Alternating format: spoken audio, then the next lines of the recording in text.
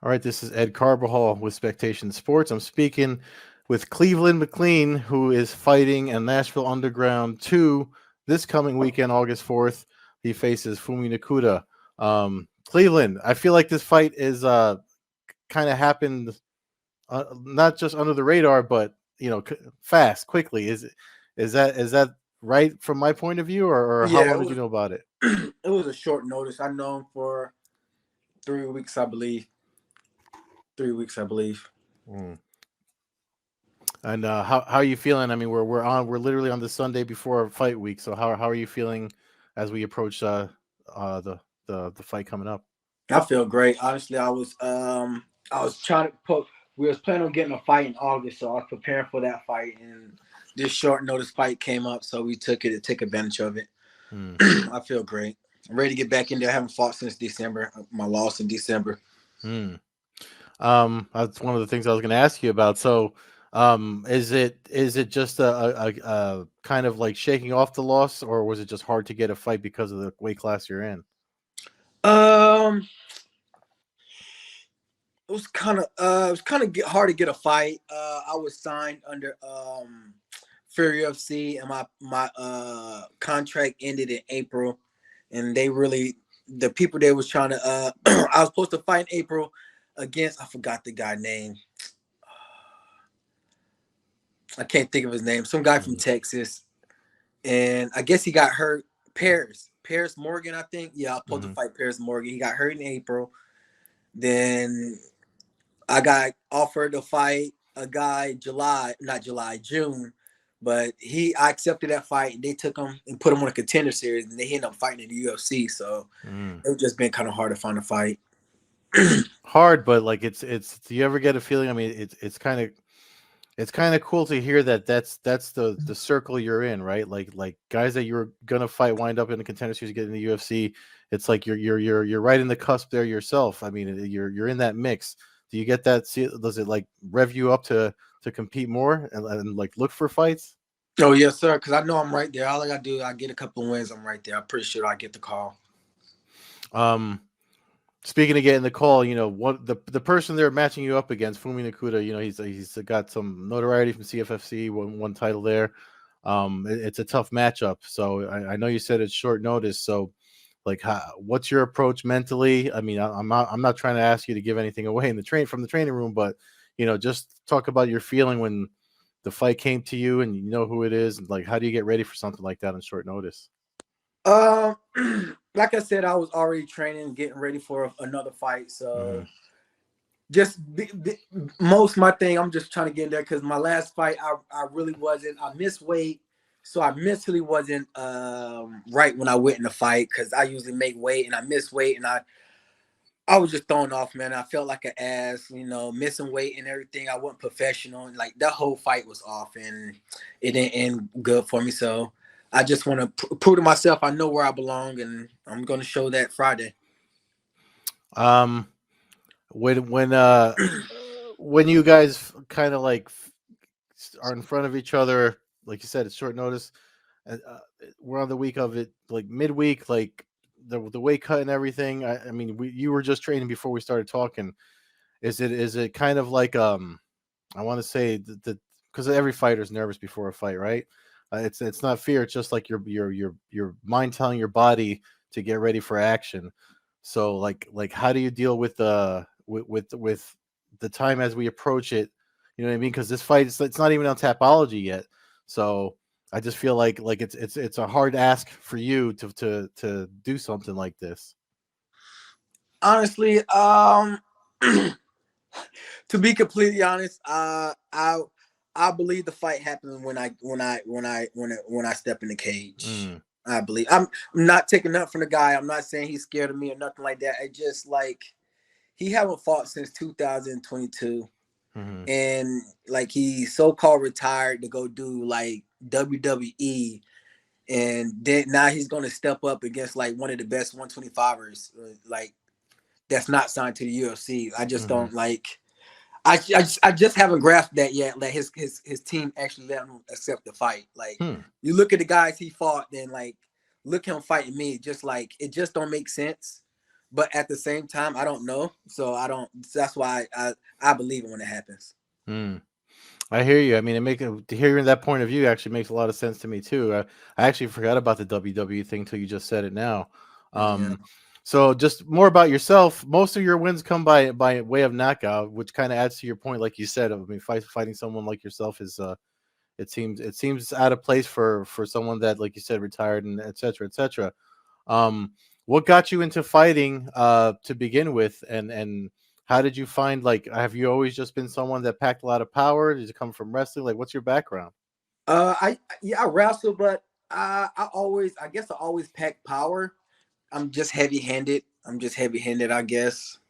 Like most of the people I spar with, I normally spar with like 45ers, Hmm. like 35ers, but they got like big 35ers. I hardly ever spar with 25ers unless it's like close to fight week or something like that, and they or is it a very small 25er like the guy I'm fighting. But normally I try to fight. I try to spar or work with people that's bigger than me because Hmm. I can actually work out like I want to. I don't have to worry about I'm going too hard or anything like that. It's funny that you say that because it's a conversation that comes up a lot with the classes and everything, and folks in the training room around here in New Jersey, where I'm from, that I talk to. You bring up an interesting point. Do you think, like, the fact that you just said you do what you do and your record speaks for itself? Do you find that, like is the competition in the training room when everyone's bigger than you? Does it feel worse and make the fight night easier because of that? All these guys are bigger because Oh yes, sir. A lot easier. To be completely honest. Yeah, because that's what I noticed. There's a situation where the place I trained in New Jersey where it was a kid training with men. Then he went to compete against other kids and he mauled them all. But he was like the worst person in the room against a bunch of grown men. So it's Hmm. like it just seems like that translates all over the sport. And hearing you say that, especially looking at your record, I'm like, it's all firing off in my head right now. Um, so what I know you've obviously studied Nakuda. What do you see from him that is your biggest concern? I mean, because again, fighting on Fight Pass and stuff like that. I know it's more of like a social media or just a notoriety flex. It doesn't speak to the talent of guys like yourself. So, like, what do you feel like you have to be most concerned with against an opponent like him? His wrestling, Mm, his grind. But it's like I just fought. Dang, I just fought in October. I forgot the guy names, and he's a way better wrestler and mm, way better grappler. He's a black belt, and if I can stay with him, I'm pretty sure I can handle this guy. And the other guy, he has better striking. I just see things I can capitalize off of. mm. Cause if like even I don't what is this guy? I don't know how to pronounce this guy's name, and I don't want to disrespect his name or nothing like that. But like literally, if you just look like his last fight, he haven't fought since like 2002. You look at his last fight, 2022. Sorry, I said 2002. Yeah. You look at his last fight, he fought Justin Eatman. Literally, yeah, he beat him by decision. All his fights is win by decisions, and it's like he barely throw any strikes. Mm, He just shoots. He just shoots. Bounce in and out, bounce in and out. Try to use his speed to shoot. And like you're gonna need more than that to take me down to beat me. You have to strike to take me down. You're just not shooting halfway across the mat to take me down. You're not mm, just gonna bounce in and out and just take me down like he did Eatman. That's not gonna happen. I'm too much of a veteran. I capitalize too much off that. He's gonna have to actually earn these takedowns. mm. Hey, you're getting me excited to see this now. Um, Last question, just because you put it up on your moniker there, Baby Beast Mode. Can you tell me where that comes from? Honestly, it came from one of my old teammates. I used to have twisties. I used to have twisties, and back in like I said, it was like 2014, 15, and like I'm a pretty big 25er. Pretty big 25er, and he was like, "Man, with your hair like that, bro, you like Marshawn Lynch, bro. You like beast mode. You know what? You Mm. you a baby beast mode. You know what? I'm like, you know what? I like that, and just ran with it. Hey, yeah, that works. That works. Um, actually, I mean, we kind of touched on it, but this is the last question. You get a win, Nashville Underground 2. Um, again, we talked about just being in the circle of folks that are getting on the Contender Series. Like, where do you see yourself? Like, if this time, maybe 6 months from now, where do you see yourself in the fight game? 6 months from now, hopefully, I see myself in the UFC. I'm not gonna make the same mistakes I did in December. I'm like I'm not gonna make the same mistakes I did in December. I'm gonna be in the UFC. I'm gonna Mm. trust. Well, I mean, you sound focused. You sound like somebody that does their research and I mean, it's kind of always stays ready, always ready. Um, so I believe that that's going to happen for you, and I do appreciate you giving me some time on Sunday before you enter the rough cut of of fight week. If you Yeah. have anything you want to plug, man, I mean, just by all means, go right ahead. Thank Floor you, is yours. for interviewing me. Plug. Dang man. Just everybody, my coaches. Dom, he trains in Daytona, Elite Muay Thai, Fusion XL, Julian Williams.